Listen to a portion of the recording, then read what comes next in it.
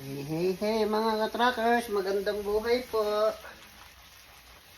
Nagluluto na ako ng hotdog. Pang-agahan ko sa aking tawag dito,